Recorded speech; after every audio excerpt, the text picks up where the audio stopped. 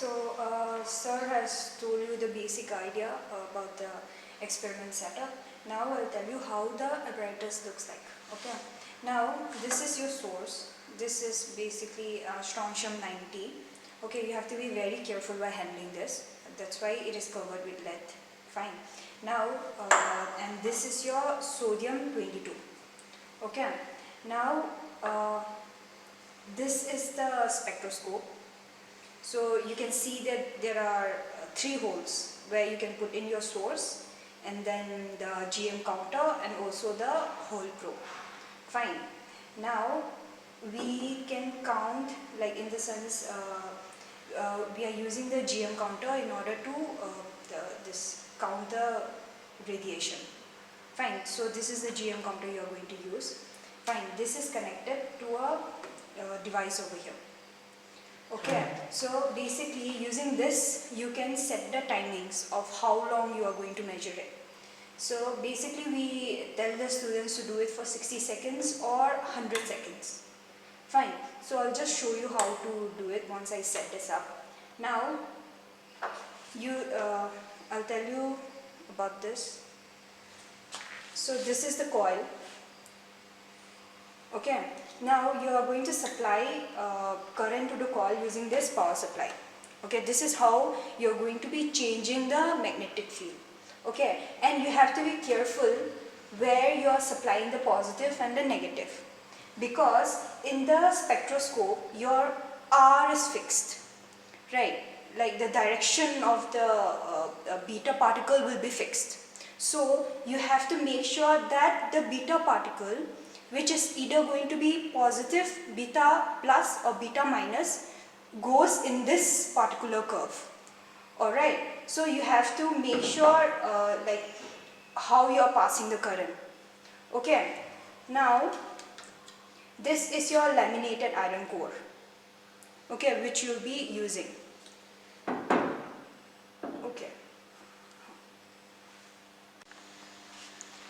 So your iron core is used to supply a proper magnetic field. Okay. Now I'll come to the hole probe. Your hole probe is used to measure the magnetic field inside your spectroscope. Right. So basically, as of now, it is measuring the stray magnetic field. Fine. So you have to make this to be 0. Okay, so what you do is you can either turn this knob or this knob. So this is for changing, like this is for rough change in the magnetic field, and with this you can do fine adjustment. Okay, so you can set this at 0. Fine. Now you can also change the range of the magnetic field which you are going to measure. So you can turn the knob over here. Fine. So I'll just set this up once and show you how you are supposed to do the experiment. So I have made this to be 0. Okay, once you have done that, we'll insert it in. Okay, now you can see that there is already some magnetic field inside. This is because of the iron core. Okay, some remnant field is already inside. Fine. Now the first thing you are going to do is you are going to measure the background count. Okay, so let's say ki you are going to be doing the experiment for like 60 seconds. So for 60 seconds you are going to measure the background count.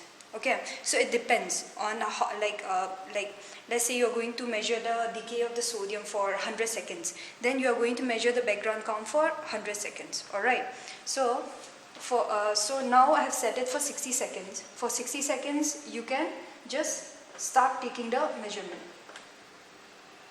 Okay, this is a problem sometimes.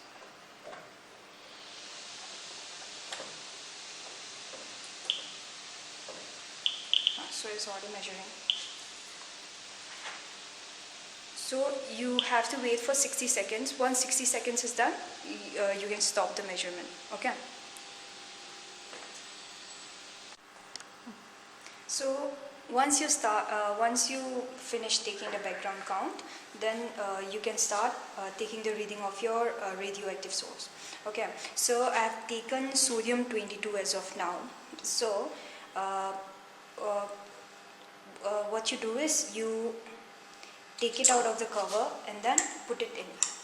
Okay, all the way in properly. Okay, so now this is sodium 22 is beta plus, right? And I already told you that the R is fixed.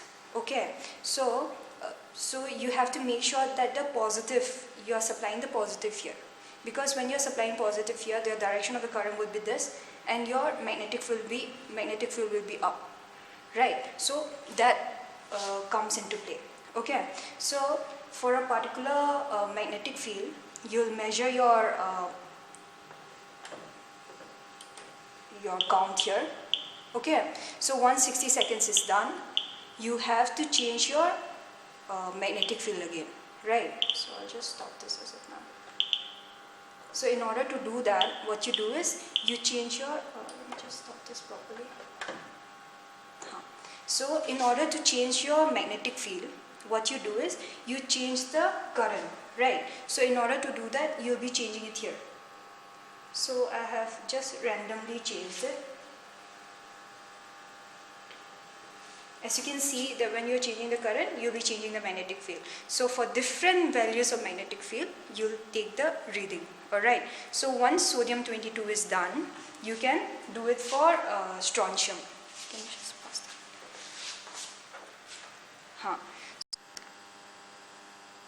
So for strontium 90, I have changed the direction of the current. Okay, so once you change the direction of the current, your magnetic field will be down. Okay, so when your magnetic field is down, you're passing your beta minus over here, your magnetic field is down, and so your Lorentz force, due to Lorentz force, as this is minus, like beta minus, or due to Lorentz force, it would go in this track. Right, so you have to make sure that is correct. Okay, so for strontium 90 also, you have to measure the background count again. Okay, so once you finish doing that, you like sodium 22 only, you put this in, and then you take the measurement for 60 seconds. Okay, so once you do that, once you are done taking the first measurement, then you can change the magnetic field using by changing the value of the current. Okay, so that's how you're going to do the experiment, and I'll just show you how what plot you are going to get.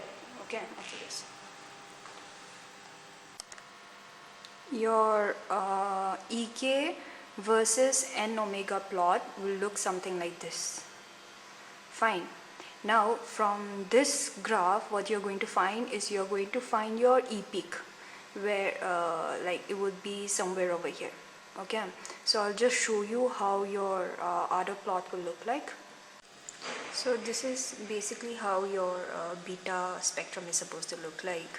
Fine, this would be your E peak, and then this would be your E max. Okay, so experimentally we are not able to go all the way to E max. So one thing you guys can try is you can try extrapolating the data I gave you, and then just see if you are able to find E max. Okay, that's something you can just try. It's not a compulsory thing. Now, so in the next thing you are supposed to do, you are going to prove the Fermi theory of beta decay. So in order to do that, what you are going to plot is the Fermi-Curie plot. Alright, so you are going to plot omega versus omega naught minus omega. Okay, so what it says is you are supposed to get a linear fit. Alright, like in the sense it's supposed to be a linear graph, but you're not getting it proper experimentally here. So what it says is whenever you get a linear plot here, then basically you are proving that the Fermi theory of beta decay is actually proved. Alright, but you get something like this. Okay, so from here you can try getting the Emax. Alright, so you can just plot a linear, like you can just put a linear fit over here, and then you can try getting the Emacs and see that if if it's 1/3, like in the sense your E peak is 1/3 that of Emacs or not. Alright.